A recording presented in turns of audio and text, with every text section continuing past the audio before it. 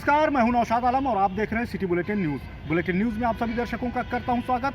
खबरों का दौर शुरू करते हैं हम अब विस्तार के साथ। रामनगरी अयोध्या में सुबह 6 स्वास्थ्य केंद्रों पर कोविड-19 का टीकाकरण शुरू हो गया। जिलाधिकारी, मंडलायुक्त व सीएमओ की मौजूदगी में जिला महिला अस्पताल की सिस्टर सुमन श्रीवास्तव ने पहले टीका लगवाया। उन्हें ऑब्जर्वेशन में 1 घंटे के लिए रखा गया। जिलाधिकारी अनुज कुमार झा के मुताबिक जिले के 6 केंद्रों पर 600 स्वास्थ्यकर्मियों को टीके लगेंगे। दूसरे चरण में पुलिस, आंगनबाड़ी व अन्य विभागों के कोरोना वॉरियर्स का टीकाकरण होगा, जो अगले शुक्रवार को होगा। जिलाधिकारी के मुताबिक 1100 स्वास्थ्यकर्मी इस अभियान में लगाए गए हैं, जिनको सुरक्षा के हर मानकों को लेकर प्रशिक्षित किया गया है। हर कोई समस्या आने पर उससे निपटने के लिए तैयार है। फिलहाल आज भारत के प्रधानमंत्री के द्वारा वर्चुअल रूप से कोविड-19 के टीकाकरण की शुरुआत नई दिल्ली में की गई, तो महिला चिकित्सालय में जिलाधिकारी अनुज कुमार झा भी अपने मोबाइल पर उसे देखते हुए नजर आई। ओबी बैन भी लगाई गई थी, जो सीधा प्रसारण कर रही थी और प्रधानमंत्री के संदेश को भी सुना रही थी। फिलहाल अयोध्या में शनिवार को 6 स्वास्थ्य केंद्रों पर कोविड-19 का टीकाकरण सफलतापूर्वक प्रारंभ हुआ।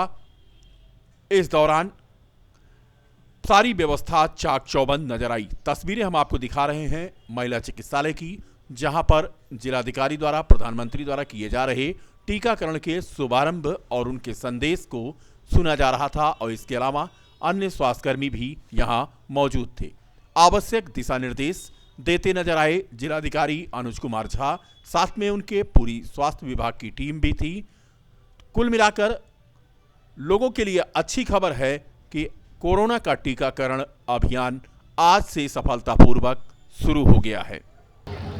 आज माननीय प्रधानमंत्री जी के कोविड वैक्सीनेशन प्रोग्राम के लॉन्चिंग के बाद जनपद में भी 6 सेशन साइट पे वैक्सीनेशन का प्रारंभ किया गया है।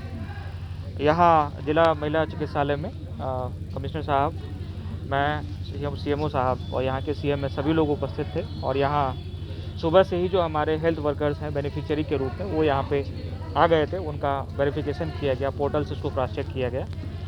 उसके बाद नियत समय पे उनका टीकाकरण का अभियान जो है प्रारंभ किया गया है। इसमें टीके लगने प्रारंभ हो गए हैं, और हमारा जो पूरा जो मैन पावर है, इसमें जो वैक्सीनेटर्स लगे हुए हैं, जो वेरीफायर्स लगे हुए हैं, उनको बहुत अच्छी ट्रेनिंग दी गई है। सेशन साइट पे पूरी व्यवस्था इसमें की गई है, जिसमें कि AEFI यानी कि कोई आफ्टर इफेक्ट आता है उसके मैनेजमेंट की भी बहुत अच्छी ट्रेनिंग दी गई है, और सारी व्यवस्थाएँ पूरी तरीके से सुचारू रूप से की गई है। वैक्सीनेशन प्रारंभ हो गया है यहाँ के अलावा 5 अन्य स्थलों पर भी, जिसमें कि जिला चिकित्सा महिला अस्पताल में तैनात ANM सुमन श्रीवास्तव को पहला वैक्सीन आज लगाया गया, और उन्होंने कहा कि इस वैक्सीन के लगने से कोई दिक्कत नहीं होती है और वो पूरी तरह से अपने आप को अच्छा महसूस कर रही हैं। उन्होंने लोगों से अपील की कि अफवाहों पर ध्यान न दें और वैक्सीन का नंबर जब आए तो अवश्य लगवाएं। बहुत अच्छा फील कर रही हूँ, और सबसे पहले मैंने इसलिए लगवाया कि वैक्सीन मैं ही देती हूँ, वैक्सीन मैनेजर महिला चिकित्सालय की मैं ही हूँ, इसलिए मैंने पहले लगाया सबका डर दूर करने के लिए कि इस टीके से कोई साइड इफेक्ट नहीं है, और इसीलिए मैंने पहला टीका अपने आप को लगवाया। अपने माध्यम से और यहाँ पर उनको संदेश करना चाहेंगे आप? उनसे कह रही हूँ कि एकदम निश्चिंत होकर टीका लगाएं, कोई डर की बात नहीं है, कुछ भी नहीं होगा, इत्मीनान सबको टीका लगेगा। टीके से कोई परेशानी हो, मुझे 15 मिनट हुआ टीका लगे, मैं एकदम देखिए आपके सामने आराम से बैठी हूँ। मेरी दीदी भी बैठी है, मैं भी बैठी हूँ, कोई परेशानी नहीं है। क्या नाम है? सुमन श्रीवास्तव, स्वास्थ्य पर्यवेक्षक, जिला महिला चिकित्सालय। कोहरे के कहर से अयोध्या जनपद में सड़क दुर्घटना में 2 होमगार्डों की मौत हो गई। दोनों होमगार्ड विकास भवन में रात्रि ड्यूटी कर सुबह 7 बजे अपने घर वापस आ रहे थे, तभी प्रयागराज हाईवे पर पूरा कलंदर के डाबासेमर के पास पिकअप ने टक्कर मार दी, जिससे दोनों की घटनास्थल पर मौत हो गई। घर पर खबर पहुंचते ही उनके घरों पर कोहराम मच गया। दोनों होमगार्ड एक ही मोटरसाइकिल पर बीकापुर कोतवाली के कोछा बाजार अपने घर वापस लौट रहे थे। पुलिस ने पिकअप व उसके ड्राइवर को पकड़ लिया है। घटना की सूचना मिलने पर डीजी होमगार्ड विजय कुमार अयोध्या पहुंचे और पोस्टमार्टम हाउस पर दोनों होमगार्डों के परिजनों से बातचीत की। डीजी होमगार्ड विजय कुमार ने बताया कि दोनों मृतक होमगार्डों के मृतक आश्रित को नौकरी दी जाएगी। इसके अलावा जो बीमा एक्सीडेंटल क्लेम होगा वह भी मिलेगा। वहीं उन्होंने कहा कि विभागीय क्षमता के अनुसार उनके परिवार की मदद भी की जाएगी। दोनों होमगार्डों की मौत के बाद दोनों परिवारों में कोहराम मच गया है। दोनों होमगार्ड अजय चौहान व अशोक तिवारी एक ही गांव के रहने वाले थे और साथ ही ड्यूटी करते थे और साथ में ही आते जाते थे। परिवारों के लिए जो भी मैक्सिमम जो बीमा का देय है, उनके परिवार परिजनों को जो मृतक आश्रित की नौकरी देने का है, वो कार्रवाई हम लोग करा रहे हैं और जो भी हम लोग कर सकते हैं विभागीय क्षमता जो है हमारे पास, उस पर उनकी मदद करेंगे। सर, आपका दौरा भी था यहाँ पर? हाँ, यहाँ दौरा था, लेकिन अब वो दौरा तो इंस्पेक्शन था, वो मैंने कैंसिल कर दिया है। अब इस ट्रेजरी में तो जो स्टाफ है वो भी बिजी होगा वहाँ पर इनके साथ में। सरकार की तरफ से क्या मदद कर, सरकार की तरफ से क्या मदद दिलाएगी? वो बीमा का है, जो एक्सीडेंटल बीमा है, जो और भी दे हैं और क्या दिए जा सकते हैं। अगर किसान थे तो उसके लिए कुछ किया जा सकता है। मृतक आश्रित में जो नौकरी दी जा सकती है उसके लिए भी कार्रवाई कराएंगे। अयोध्या महानगर के यमथरा चौराहे पर महिला मोर्चा के पदाधिकारियों के द्वारा आयोजित खिचड़ी भोज में अयोध्या विधायक वेद प्रकाश गुप्ता ने यहां मौजूद जरूरतमंद लोगों को भीषण ठंड से बचाव के लिए कंबल वितरित किया। समरसता भोज के दौरान यहां पर नागरिकों द्वारा नगर विधायक को अवगत कराया गया कि इस जगह पर 100 मीटर सीसी रोड व शौचालय की जरूरत है, जिस पर नगर विधायक ने तत्काल परियोजना निदेशक डूडा को बुलाकर निर्देशित किया कि जल्द से जल्द यहां पर रोड व शौचालय की व्यवस्था कराई जाए, जिससे नागरिकों को कोई असुविधा न हो। विद्युत संबंधी समस्याओं को लेकर करियप्पा मंडल अध्यक्ष रवि सोनकर ने बताया कि बिजली विभाग के एसडीओ पंकज तिवारी को बुलाकर तथा विद्युत विभाग के चीफ से टेलीफोन पर वार्ता कर समस्या के निराकरण के लिए अयोध्या विधायक ने निर्देशित किया। कार्यक्रम में भाजपा के क्षेत्रीय मंत्री कमलेश श्रीवास्तव, अमल गुप्ता, अयोध्या मंडल के अध्यक्ष बालकृष्ण वैश्य के अलावा रीना द्विवेदी, रत्ना जायसवाल, मोनिका शर्मा आदि मौजूद रहीं। 200 लोगों को कंबल का वितरण हुआ है और ये गरीबों की, दलितों की, छोटे लोगों की बस्ती है। मजदूर और कर्मचारियों की महिलाएं हैं। ये हमारी मीना द्विवेदी जो महानगर के अध्यक्ष भी हैं और दोनों पार्षद भी हैं, उनकी टीम ने और साथ साथ कंबल के साथ साथ खिचड़ी भोज का भी आयोजन किया। ये यहाँ पे अपने लोगों ने, हमारी महिला कार्यकर्ताओं ने, भाजपा की सब लोग ने अपने सहयोग से यहाँ पे समरसता भोज का आयोजन किया। हम सब महिलाओं ने इन महिलाओं को अपनी पार्टी में जोड़ा है। 101 महिलाएं हैं जो हमारे साथ जुड़ी हैं और समरसता भोज भेदभाव को दूर करने के लिए हम लोगों ने ये आयोजन किया है कि हम सब एक हैं। और जैसे हमारे नरेंद्र मोदी जी, दीनदयाल उपाध्याय, सबका कहना है कि सब एक, कोई छूट छाट नहीं, कोई भेदभाव नहीं, उसी को उद्देश्य रखते हुए समरसता भोज का आयोजन किया गया। ये स्थान का नाम क्या जहाँ पे किया गया? ये हम लोग का ये कच्चा बंदा जमतरा के पीछे गांव है। तो इसमें हम लोग ने इस गांव को मैंने, शशि शर्मा, मोनिका जी और शकुंतला गौतम जी, लता कश्यप जी ने गोद ले लिया इस गांव को। तो इसकी बिजली की समस्या थी, तो आज सारे अधिकारी आए थे तो बिजली की समस्याओं से अवगत कराया। शौचालय नहीं था, उसके लिए भी चीफ जी से बात हो गई है और सड़क नहीं थी यहाँ पे। तो हम लोगों ने यहाँ की जितनी भी दिक्कतें थी जो भी आसानी से हम लोग दूर कर। श्री राम जन्मभूमि निर्माण निधि समर्पण अभियान कार्यक्रम संपूर्ण भारत में शुरू हो चुका है। अयोध्या के करियप्पा नगर में कार्यक्रम की शुरुआत मुख्य अतिथि राम वल्लभा कुंज के अधिकारी पुजारी राजकुमार दास अधिकारी ने दीप प्रज्वलन कर किया।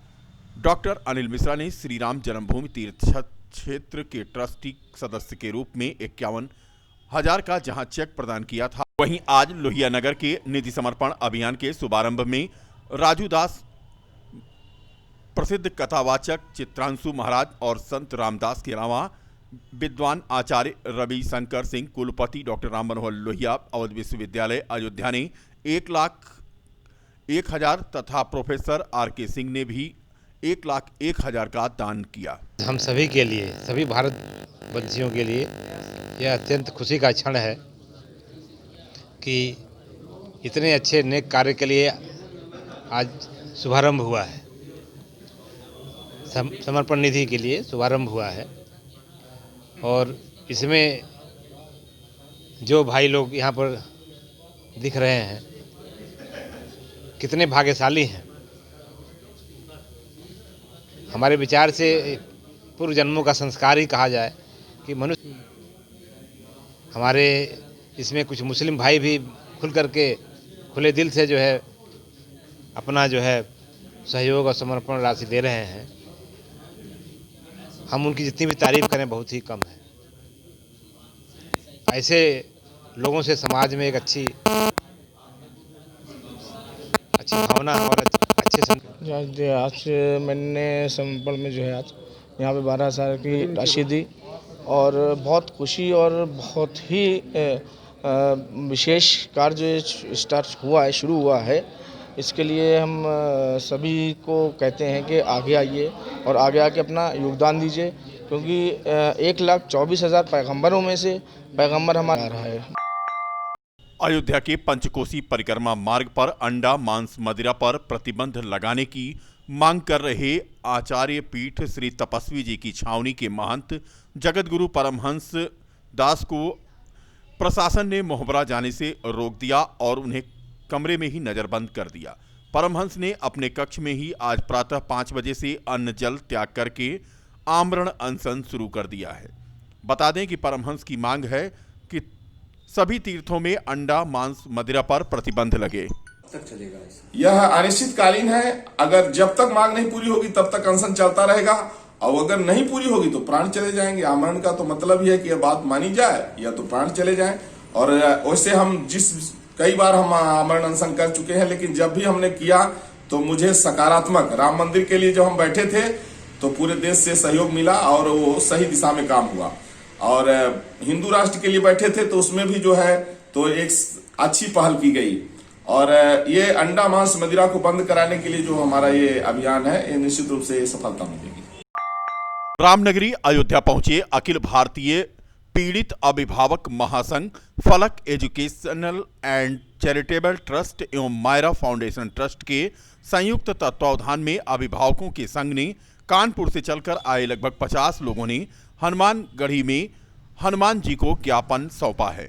हनुमानगढ़ी में अभिभावक संघ ने निजी विद्यालयों की सद्बुद्धि के लिए प्रार्थना की।